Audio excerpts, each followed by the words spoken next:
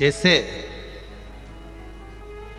जिस व्यक्ति को सिलाई करना नहीं आता ना, जिसको कपड़ा सिलना नहीं आता, उसको अगर कोई कपड़ा दिया जाए और कहा जाए कि लो इसकी चोली बना दो, इसका शर्ट बना दो, इसका पैंट बना दो, इसका लहंगा बना दो, या इसकी टोपी बना दो, इसका कोई बच्चों का कपड़ा बना दो, जिसको सिलना नहीं आता ना वो नहीं सिल सकता, उसको वो कठिन लगता है। पर जो एक बार, दो बार, तीन बार, चार बार उसको धीरे धीरे धीरे धीरे धीरे धीरे सीख जाता है, मशीन चलाना प्रारंभ कर देता है और वो धीरे धीरे सिलाई करना प्रारंभ कर देता है, फिर वो सीख गया तो उसको शर्ट सिलना, पैंट सिलना, चड्ढा सिलना, लोवर सिलना, लहंगा सिलना, चोली सिलना, ये सब उसको सरल हो जाता। पहले हमको भी जिंदगी बड़ी कठिन लगती थी। क्यों भगवान ने जन्म दे दिया, किस लिए दे दिया? पहले ये जीवन कठिनता की ओर लगता था, पर जैसे जैसे जैसे जैसे जैसे जैसे शिव भक्ति में डूबते जाओगे, जैसे जैसे राम भक्ति में, कृष्ण भक्ति में, भगवान के भजन में डूबते जाओगे, वैसे वैसे जिंदगी जीने का एक आनंद आएगा और भगवान से कहोगे कि एक बार फिर वापिस जन्म देना और मैं शिव महापुराण की कथा सुनूं, ऐसी कृपा कर।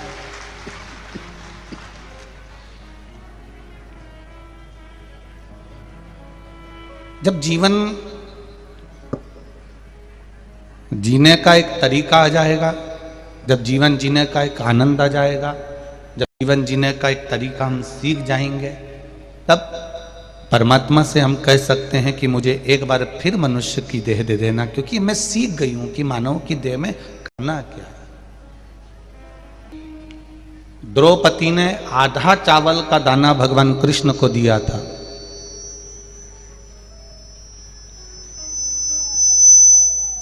द्रौपदी ने आधा चावल का दाना भगवान कृष्ण को दिया था और वो आधा चावल का दाना जो द्रौपदी ने दिया था, उस आधे चावल के दाने का 10,000 ब्राह्मणों का पेट, संतों का पेट भगवान कृष्ण ने भर दिया था। आप एक मुट्ठी, एक पस धान देते हो, अब जरा विचार करिएगा कि द्रौपदी ने एक आधा चावल का दाना दिया था, आधी धान दी थी, तो 10,000 ब्राह्मणों का पेट भरा गया था जो द्रौपदी के यहाँ आ रहे थे भोजन करने के लिए। दुर्वासा बाबा के साथ आए हुए 10,000 संतों का पेट भरा गया था। तो आप ये विचार मानकर चलो कि आज के दिन अगर आप एक मुट्ठी, एक पस धान का अगर दान भी कर रहे हो, आपके दरवाजे पर कोई आया और उसको दिया है, तो ये तुम्हारे 7 पीढ़ी को तारने वाला होगा, ये कोई साधारण नहीं होगा। दान कभी घटता ही नहीं है, भजन कभी घटता नहीं है, पुण्य कभी घटता नहीं है, सत्कर्म कभी घटता नहीं है, शिव भक्ति कभी घटती नहीं है। आपने अगर भगवान का नाम लिया है, पंचाक्षर मंत्र बोले हो, नमः शिवाय, षडाक्षर मंत्र बोले हो, ओम नमः शिवाय, श्री शिवाय नमस्तुभ्यम बोले हो, ओम नमो भगवते वासुदेवाय बोले हो, या राम बोले हो, या कृष्ण बोले हो, तो वो आपका घटेगा नहीं, वो बढ़ेगा।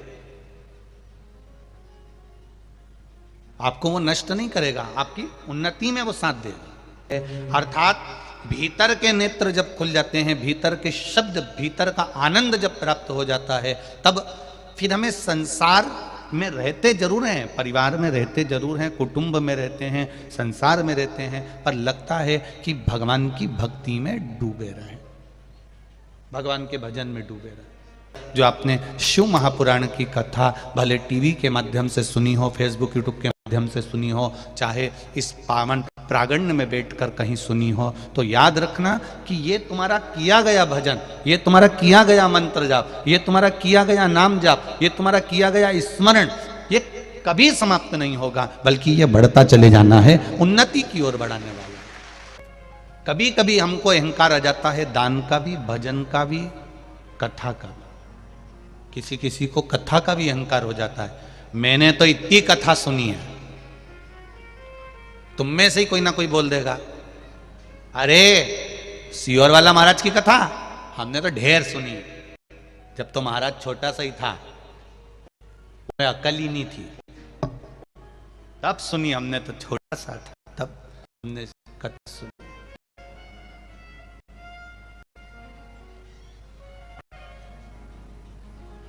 हमने 5 कथा सुन ली, हमने 6 कथा सुन ली, हमने 10 कथा सुन ली, हमने टीवी के सामने ऐसी ना जाने कितनी कथा सुन ली। किसी किसी को कथा का भी अहंकार आ जाता है, मत करना अहंकार कि कितनी कथा सुनी।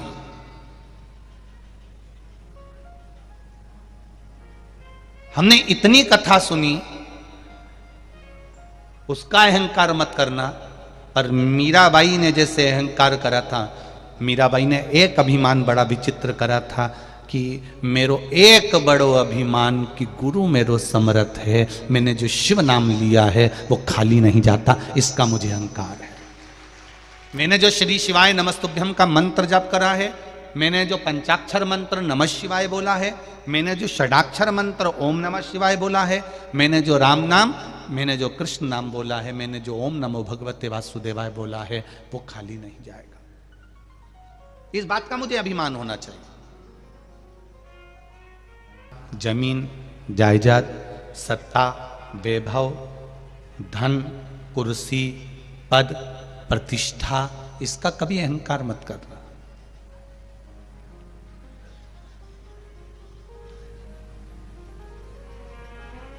एक मुट्ठी धान भी अगर दान कर रहे हो तो ये सोच कर करना कि मेरे अकेले का कल्याण नहीं, मेरे पूरे घर का कल्याण होगा। एक मुट्ठी अगर धान भी दे रहे हो तो ये मत सोच कर देना कि इससे मेरा कल्याण होगा। एक सुंदर कथा आती है, एक भिखारी भिक्षुक भूखा था, बहुत भूखा। दरवाजे पर एक बूढ़ी मां बैठी हुई थी, वो गाजर खा रही थी। भिखारी ने देखा कि कुछ खा रही है, तो भिखारी उसके पास में गया, मां भिक्षाम देहि, मुझे भूख लग रही है, कुछ दे दो आप।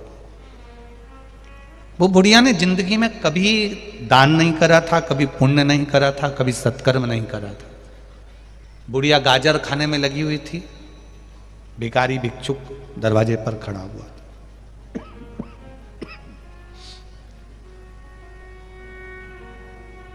मुझे भूख लग रही है मां, दीजिए। नहीं दिया। भिखारी भिक्षुक भी भिक्षुक था, खड़ा ही रिया, मां भिक्षा दे दो, बहुत भूख लग रही है। बूढ़ी मां को गुस्सा आ गया, उसने गाजर को और 2-4 बार खाया। अभी इतनी बड़ी गाजर बची थी, परंतु वो और 2-4 बार खा गई। अब नीचे नीचे का वो ठूट ठूट बचा, नीचे इतना सा बचा, वो कड़ला कड़ला जो ठूट था। अब आगे की जो गाजर थी वो नरम भाव में, नीचे कड़ला कड़ला ठूट। डोकरी ने सोचा एक काम का तो है ही नहीं, इसने 2-4 बार खा खुआ के वो ठूट उसके कटोरे में डाल दिया। ले मर ले, तू ही खा ले जा, तू खा जा। अब उसको गुस्सा आया और उसने वो गाजर का ठूट कटोरे में डाल दिया। भिखारी भिक्षुक उस कटोरे को लेकर गया, एक पेड़ के नीचे बैठकर उसने गाजर का ठूट खा लिया, उसको थोड़ा सा पेट भरा गया। 4-6 महीने निकल गए, बुढ़िया समाप्त हो गई, प्राण छूट गए उसके, मर गई। मरने के बाद जब ऊपर गई तो उसके पूरे रिश्तेदार मिल गए, बुढ़िया के पूरे रिश्तेदार। बेतरनी पार होना है। गरुड़ पुराण कहती है कि बेतरनी को पार करने के लिए तुमने जो दान करा होता है वो तुम्हारे सामने आता है, तुम उसको पकड़ लो और बेतरनी तर जाओ। अब बुढ़िया के सारे रिश्तेदार मिल गए, परंतु उन्होंने कोई दान नहीं करा था। बुढ़िया भी वहां पर बैठी थी, वो भी रो रही थी कि मैंने नीचे जाकर कुछ भी दान नहीं करा, मैंने जिंदगी में कभी 1 रुपया दान नहीं करा, कभी एक अन्न का दाना दान नहीं करा। बुढ़िया भी रो रही थी। इतनी देर में आकाशवाणी हो गई कि इस बुढ़िया ने एक भिखारी के कटोरे में गाजर का ठूट डाला था, इसलिए बैकुंठ से सामने से गाजर चल के आ रही थी, डाला था ठूट, आ रही थी पूरी गाजर, और पूरी गाजर आई और वेतरणी के इस छोर पर आकर बोला, बूढ़ी मां इस गाजर को पकड़ लो, क्योंकि तुमने एक भूखे भिखारी को, भिक्षुक को गाजर का दान दिया था, पकड़ो इसको। और बुढ़िया खुश हो गई, उसने कहा मेरे इतने सारे रिश्तेदार, इनने कुछ दान नहीं करा और मैंने गाजर दान करी। इसने गाजर को पकड़ लिया। रिश्तेदारों ने सोचा अपनी पहचान वाली है, इसी की गाजर है तो अपन भी पकड़ लो। उनने भी पकड़ लिया। अब उनने भी वो गाजर को पकड़ा, इसने छुड़ाया कि मेरी गाजर तुम कैसे पकड़ सकते हो। अब बताओ, नीचे तो नीचे, ऊपर भी झगड़ा कर रही है, ये तो मेरी गाजर है, तुम कैसे पकड़ सकते हो। और गुस्से में आकर, गुस्से में लाकर उसने वो गाजर धीरे धीरे अपनी देवरानी को नीचे फेंक दिया, सास को फेंक दिया, ससुर को फेंक दिया, देवर को फेंक दिया, जेठ को फेंक दिया। अब एक जेठानी ऐसी थी, वो इससे ज्यादा बलवान थी, उसने गाजर तो छूट गई पर इसका पांव पकड़ लिया, ले। अब इसको गुस्सा आ रही कि मेरे चक्कर में ये भी बैकुंठ चली जाएगी। उतर रही कि नहीं उतर रही, उसने उसको भी लात मारी परंतु वो छोड़े ही नहीं छोड़। तो इसने एक हाथ से गाजर पकड़ी, एक हाथ से उसको नीचे गिरा रही। इसको गिराने के चक्कर में गाजर छूट गई और दोनों नीचे चली गई। अकेली गाजर वापिस बैकुंठ चली गई और ये सब की सब बैतरणी में फिर फंसे रह गए। चाहती एक गाजर के चक्कर में पूरे परिवार को पार उतार सकती थी, पर जलन, ईर्ष्या, अहंकार, वृत्ति हमारी ऐसी हो गई कि हम दूसरे को सुखी नहीं देख सकते, कि मैं अगर दान कर रही हूं तो केवल मेरा ही होना चाहिए, इसमें किसी दूसरे का नहीं होना चाहिए। पर शिव महापुराण की कथा कहती है, एक चावल का दाना, मात्र एक धान, एक चावल का दाना जब हम शिव मंदिर में समर्पित करते हैं, दान करते हैं, तो जरा विचार करना पुण्य किस किस को मिलता है। एक चावल के दाने का, एक धान का पुण्य किस किस को मिला। पहला पुण्य मिला माता पृथ्वी को, उससे प्रकट हुई। दूसरा पुण्य मिला एक इल्ली को, जिसने इसका स्पर्श कर कर छोड़ दिया। तीसरा पुण्य मिला एक पक्षी को, जिसने इसका स्पर्श कर कर छोड़ दिया। चौथा पुण्य मिला जिसने इसको उगाया। पांचवा पुण्य मिला जिसने इसको झड़ाया। जिसने उगाया था वो नहीं झड़ा, घर की बेचारी पत्नी झड़ा रही। छठा पुण्य मिला जब ये कहीं मल कर निकाला गया, कहीं मशीन में गया, जिसने निकाला। सातवां पुण्य मिला जब ये निकल कर घर में आया, जिसने संभाल कर रखा। आठवां पुण्य मिला जिसने इसको ले जाकर कहीं छोड़ा, बाजार तक पहुंचा, बाजार से फिर वो निकल कर आया। 10वां पुण्य मिला जिसने शिव जी को इसको चढ़ाया।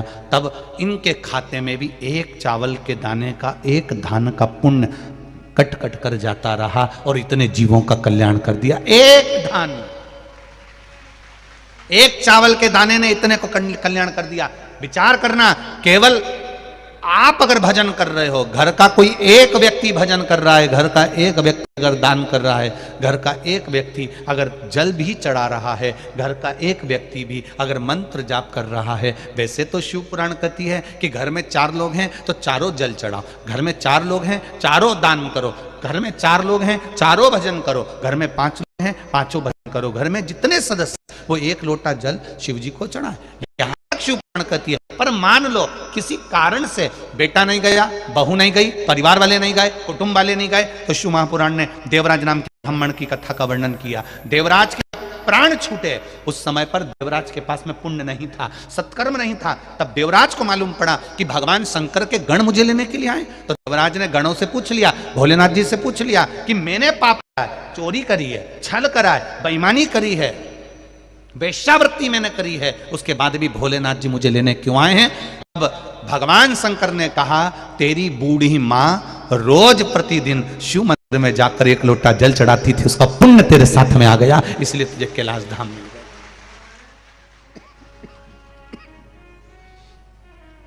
ये पुण्य तेरे साथ में।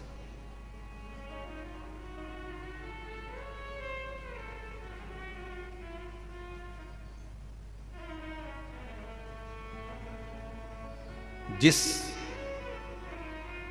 जगह पर, जिस गांव में शिव महापुराण की कथा होती है, फिर कहेंगे कुंभ का मेला 12 साल में आता है। कितने वर्ष में? 12 साल में। 12 साल में ठिकाना नहीं है कि आप कुंभ का मेला देख पाओगे कि नहीं देख पाओगे। पर बालोदा बाजार वालों, भाटापारा वालों, आप लोगों को ये कुंभ का मेला देखने का मौका आज मिल गया। ये शिव तत्व, ये शंकर का स्मरण है।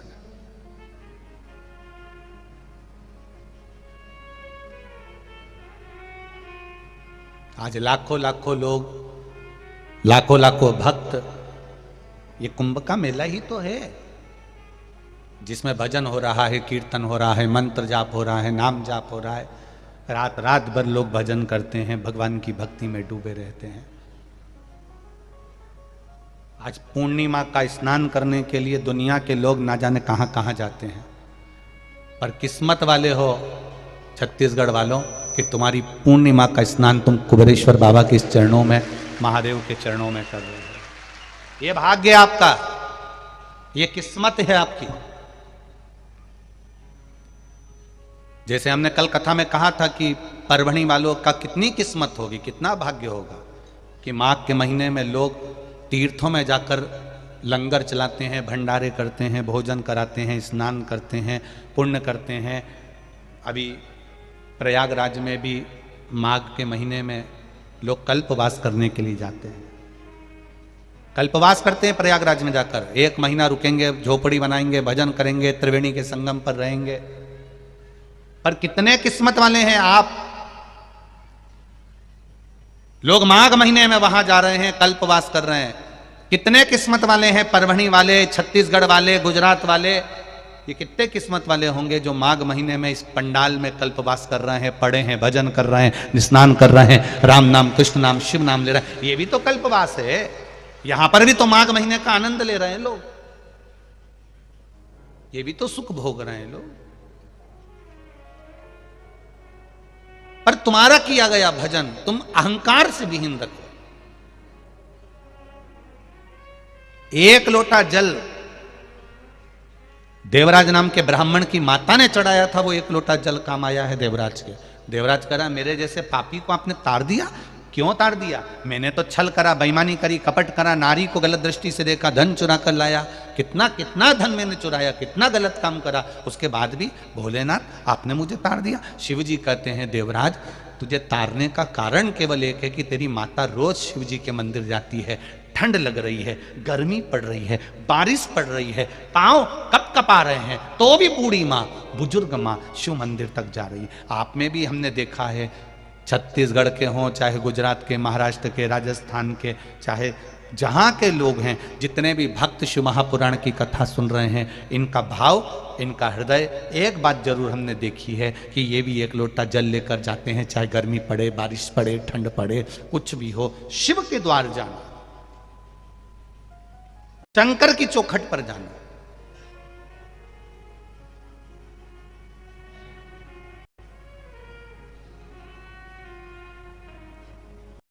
एक लोटा जल का कितना महत्व है, जरा विचार करिएगा।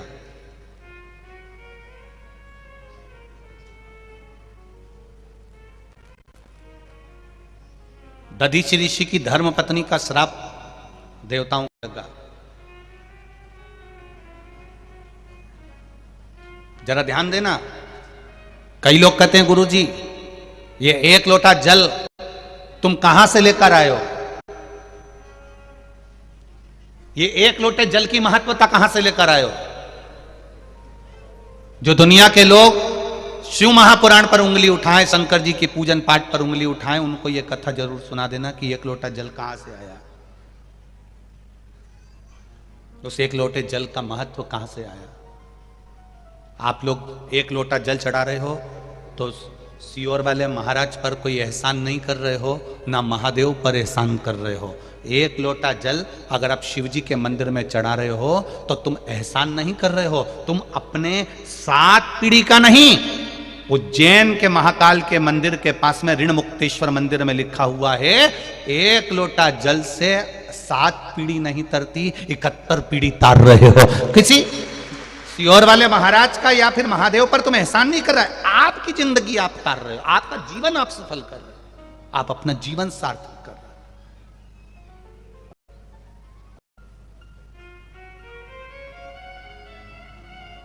इस कहां से आया एक लोटा जल?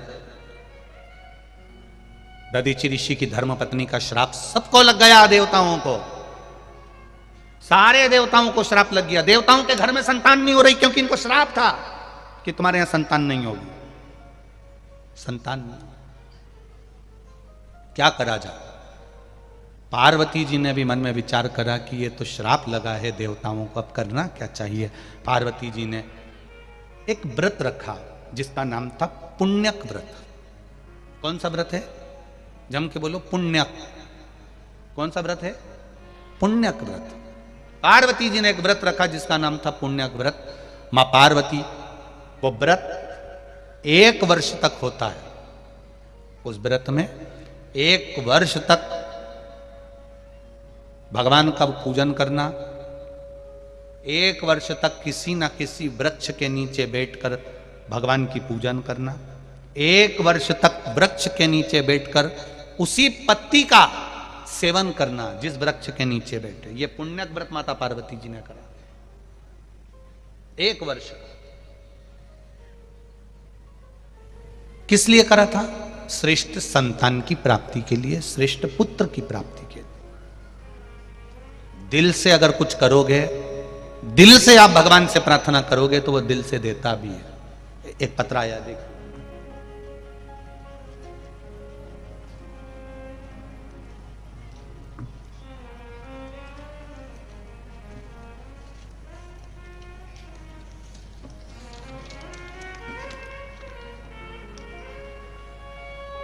श्रीमती राजकुमारी ठाकुर, पति श्री रमेश सिंह ठाकुर, ग्राम पलारी, जिला बालोदा बाजार, भाटापारा। कहीं बैठी हो तो हाथ हिलाइएगा। आप ही हैं? दोनों हाथ हिला दो एक बार। श्री शिवाय नमस्तुभ्यम। एक बार वापिस हिला दीजिए। श्री शिवाय नमस्तुभ्यम। मेरे भोले बाबा का क्या बखान करूं गुरुदेव, मेरे पास शब्द नहीं है। मेरी झोली मेरे बाबा ने भर दी है। मेरे पुत्र एवं पुत्र वधू ललिता नम्रता ठाकुर, जिनकी शादी को 14 वर्ष हो गए थे, 14 वर्ष होने पर भी उनके यहाँ संतान का सुख नहीं था। सारे डॉक्टरों को गांव से लेकर शहर तक इलाज करवाया, टेस्ट भी करवाया, पर संतान का सुख नहीं हुआ। डॉक्टर ने भी मना कर दिया कि 14 साल हो गए हैं, अब मुश्किल है क्योंकि इनको संतान का सुख नहीं हो पाएगा। सब आस छोड़ दी। ऐसी कोई जगह नहीं थी जहां सिर नहीं झुकाया, जिस जगह पर हम लोग गए नहीं, बैठे नहीं, प्रणाम नहीं करा, सब कुछ करा। जो जो जिसने बताया वो सब करा, पर 14 वर्ष तक संतान नहीं हुई गुरुदेव। 4 वर्ष तक हमने सारे उपाय करे, 10 वर्ष हमारे ऐसे ही निकल गए, हमने फिर छोड़ दिया बाबा पर। 14 साल हो गए। 14 वर्ष के बाद महापुराण की कथा टीवी पर आई। तब मेरी बहन ने मुझे वर्णन किया शिवपुराण कथा का। मैंने पुत्र वधू से कहा कि कथा सुनो, और पुत्र वधू से कहकर 8/10/2022 के पहले हमने बाबा देव आदित्य महादेव का वही अनुष्ठान करना प्रारंभ कर दिया। सफेद आंकड़े की जड़ शिव मंदिर में जाकर शंकर भगवान के ऊपर से 21 बार घुमाकर तुमरुक्का जी का नाम लेकर कमर में बांधी, और जैसा आप कहते हो जल का और बेलपत्र का महत्व वैसा कि वैसे ही करा। बाबा की कृपा से 8/10/2022 को मेरे बाबा ने मेरी बहू के गर्भ से 2 बच्चों को जन्म दिलवा दिया। ये शिव की कृपा है, दोनों बच्चों का। और देखिए गुरुदेव, जहां पर डॉक्टर बोल रहे थे एक संतान नहीं होगी, मेरी बहू के गर्भ से एक पुत्र भी हुआ और एक पुत्री भी हुई है। दोनों के फोटो लगा रही हूं। उनके फोटो भी मैं लगा रही हूं, आप फोटो भी देख सकते हैं, एक पुत्र और एक पुत्री का फोटो। ये शिव है, ये शंकर है, ये औघड़ी है।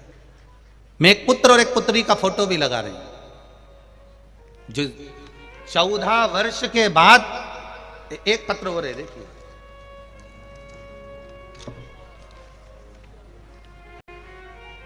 अनीता गोहे, अर्जुन नगर बैतूल की निवासी हूं।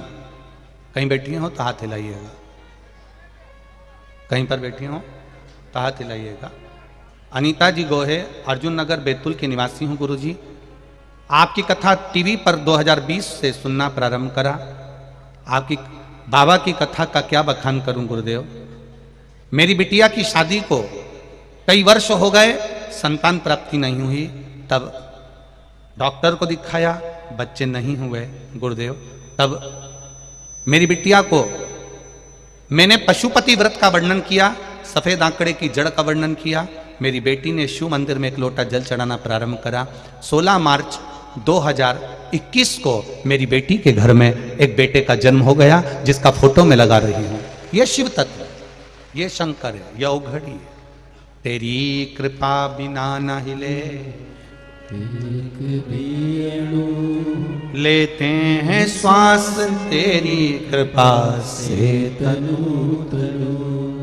बखान क्या करूं मैं राखों के ढेर का, चपटी बबूत में खजाना कुबेर का। हे गंगाधार मुक्ति द्वार ओमकार तू, भोले ओमकार तू। आयो शरण तिहारी शंभु तार तार तू। ये शिव है, औघड़ी है, ये कोई साधारण नहीं। खाली न जाता कोई दर से तुम्हारे, आप भी बोलो। खाली न जाता कोई दर से तुम्हारे, मैं भी खड़ी हूं नन्ही बाहें पसारे। मैं भी खड़ा हूं नन्ही बाहें पसारे। अपने हृदय से लगा लो गिरा जा रहा हूं, उठा लो प्रभु अपने दर से। अब तो न टालो, गिरा जा रहा हूं, उठा लो। बाबा तेरे दरवाजे से कोई खाली नहीं गया। शिव महापुराण की कथा करते करते सालों निकल गए। एक विश्वास शिव महापुराण के प्रति देखा है कि जितनों ने भी दिल से कथा सुनी है, दिल से कथा सुनने में अंतर है, ऐसे कथा सुनने में अंतर है। किसी ने टल्ला मार दिया, तुम बात करने लगे, किसी ने निकल कर गया, तुमने बोलना चालू कर दिया। कोई कुछ कह रहा है, ध्यान उधर लगा लिया, कोई ने कुछ बोल दिया, ध्यान उधर चले गया। 7 दिन पंडाल में एक जगह पर बैठकर 7 दिन ये लोग आते हैं कथा सुनने के लिए। आप लोग आते हो, शहर के लोग तो रोज आते हो, रोज जाते हो। पर कभी मेरे भोलेनाथ जी से इतना कह देना कि इन पत्र में एक पत्र मेरा भी रखवा देना। भोलेनाथ जी से कहना एक कथा किसी पंडाल में मैं भी 7 दिन दरी कम्बल साथ लेकर जाऊं, एक जगह पर बिछाकर उसी जगह पर बैठकर कथा का रस मैं भी लूं, मेरा बाबा मेरा भी कल्याण करे, ऐसी कृपा हो जाए। कभी मन में विचार बनाना। दुनिया के लोग प्रयाग में जाकर कल्पवास करते हैं, हरिद्वार जाकर कल्पवास करते हैं। दुनिया के लोग 1 महीना 15 दिन का निवास करते हैं, 2 दिन का निवास करते हैं काशी में जाकर, हरिद्वार में जाकर, सोमेश्वर जाकर, उज्जैन जाकर। कभी भोलेनाथ से कहना मैं इतनी दूर नहीं जा सकती, तो मेरे गांव के पास में कहीं शिव पुराण की कथा हो तो मैं भी एक आसन से सुनूं, तुझ में दिल लगा कर सुनूं। जैसे वो आगरा से भाई आया था, उसने कहा मैंने नियम लिया था कि मेरा बेटा व्यसन से मुक्त हो जाए, शराब पीना छोड़ दे और उसकी शादी हो जाए, जो 30 साल का हो गया था। भगवान ने चौथी कथा तक पीछा नहीं छोड़ा, आखिरी में भोलेनाथ ने कृपा करी, उसका व्यसन भी छूटा और शादी भी पक्की हुई। ये शिव तत्व है।